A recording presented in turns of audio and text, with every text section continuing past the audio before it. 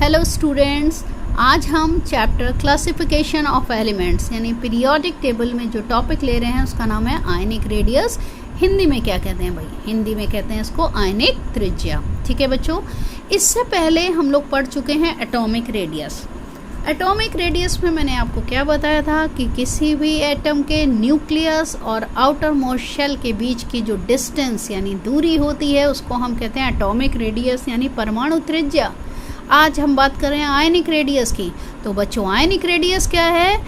Ion यानी कोई भी चार्जफुल स्पीशीज, चाहे उस पर प्लस चार्ज हो चाहे माइनस, उसके न्यूक्लियस और आउटर मोस्ट शेल के बीच की जो डिस्टेंस है उसको हम क्या कहेंगे बेटा? आयनिक रेडियस या आयनिक त्रिज्या। तो अगर ये हम मान लें कोई आयन है तो बेटा उसके न्यूक्लियस के यहाँ सेंटर से लेकर आउटर मोस्ट शेल के बीच की डिस्टेंस हो जाएगी आयनिक रेडियस। अब बच्चों हम बात करेंगे आयनिक रेडियस कैटायन की या एनायन की। उसके पेरेंट एटम के कंपैरेटिवली ज़्यादा होती है या कम होती है। तो बच्चों ध्यान रखिएगा, अगर हम कैटायन यानी पॉजिटिव चार्ज आयन की बात करें तो उसकी जो रेडियस होती है वो उसके पेरेंट एटम के कंपैरेटिवली स्मॉलर यानी छोटी होती है। अब इसको हम कैसे निकाल सकते हैं? इसके लिए हम यूज़ करें Z/E रेशो। Z क्या है? एटॉमिक नंबर यानी न्यूक्लियर चार्ज कितना है, और E क्या है? Number of electrons. तो बच्चों अगर एटम, किसी भी एटम का हम Z/E रेशो देखेंगे तो वो हमेशा 1 आएगा। अब आप सोचेंगे क्यों 1 आएगा भाई? Z क्या है? एटॉमिक नंबर, और जितना एटॉमिक नंबर होता है नंबर ऑफ इलेक्ट्रॉन भी उतने होते हैं। तो एटम में तो बेटा ये 1 ही आएगा। जैसे सोडियम एटम की बात करें तो हम सबको पता है एटॉमिक नंबर है 11 और नंबर ऑफ इलेक्ट्रॉन भी कितने? 11। तो 11/11 इट मीन्स 1। लेकिन जब हम कैटायन की बात करते हैं तो अब हम सोडियम आयन की बात करें तो एक इलेक्ट्रॉन ये रिमूव कर देगा तो कन्फिगुरेशन हो गया इसका 2,8 यानी नंबर ऑफ इलेक्ट्रॉन हो गए 10।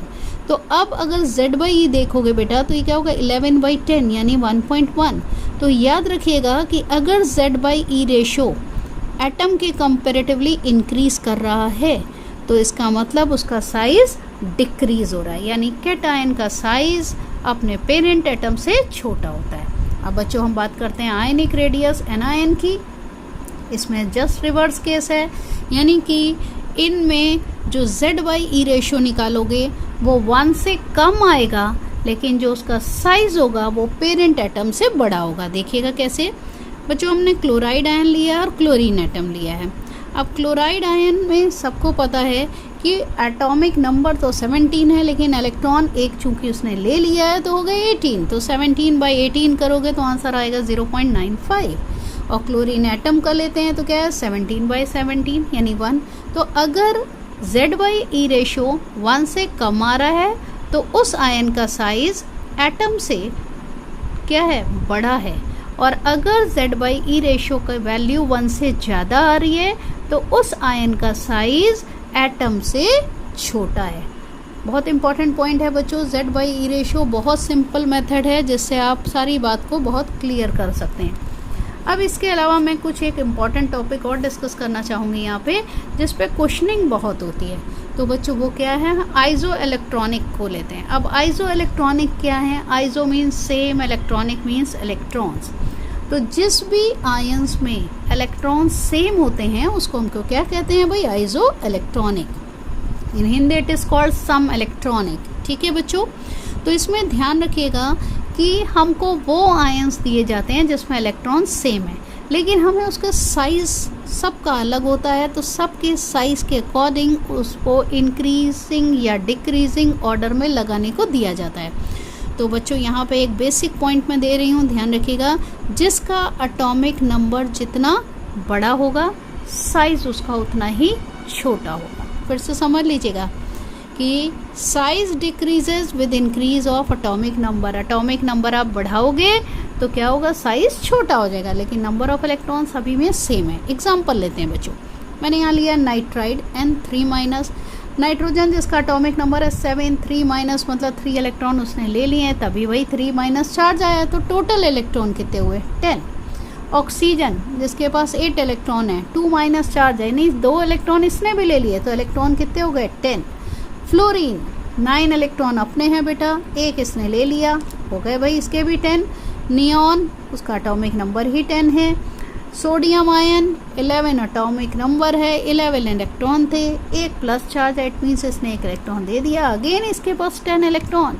Magnesium atomic number 12, 2 plus charge यानी 2 इलेक्ट्रॉन इसने भी दे दिए, बचे कितने 10। Aluminium 13 atomic number, 3 plus charge, 3 electron इसने भी दे दिए, यानी एटॉमिक नंबर कितना, और ये नंबर ऑफ इलेक्ट्रॉन कितने हो गए 10। अब बच्चों आप इन सभी में देखें, सबसे पॉपुलर एग्जांपल है, बहुत पूछा गया है, सबके पास इलेक्ट्रॉन 10। अब बात करते हैं साइज़ में बड़ा कौन है, साइज़ में छोटा कौन है। मैंने आपसे क्या कहा था, एटॉमिक नंबर जितना ज़्यादा होगा साइज़ उतना छोटा होगा। इसका एटॉमिक नंबर सबसे ज़्यादा है, इसलिए इसका साइज़ सबसे छोटा होगा। आप एटॉमिक नंबर के हिसाब से देखते हैं, 7, 8, 9, 10, 11, 12, 13, तो उसी ऑर्डर में लगाया है। अब आप देखो सबसे कम एटॉमिक नंबर था नाइट्रोजन का, तो नाइट्राइड आयन का साइज सबसे बड़ा होगा।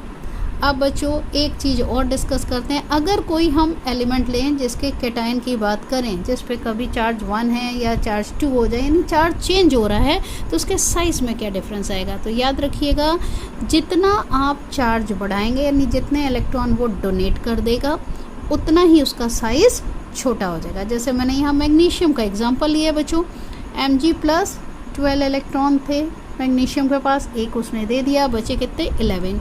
यहाँ Mg2 प्लस लिया है, 12 में से कितने इलेक्ट्रॉन दे दिए 2, यानी कितने बचे 10। तो अब बच्चों अगर हम इन दोनों के साइज़ कंपेयर करें तो इस पर चार्ज ज़्यादा है, तो इसका साइज़ उतना ही छोटा होगा। ओके बच्चों, अब इतने की प्रैक्टिस करिएगा, फिर मिलेंगे हम लोग। और अगर अभी तक आपने ये चैनल सब्सक्राइब नहीं किया है तो बच्चों इस चैनल को सब्सक्राइब कर लीजिए, ठीक है, और लाइक और शेयर बिल्कुल बनता है। ओके बेटा, मिलते हैं फिर नेक्स्ट वीडियो में। Thank you.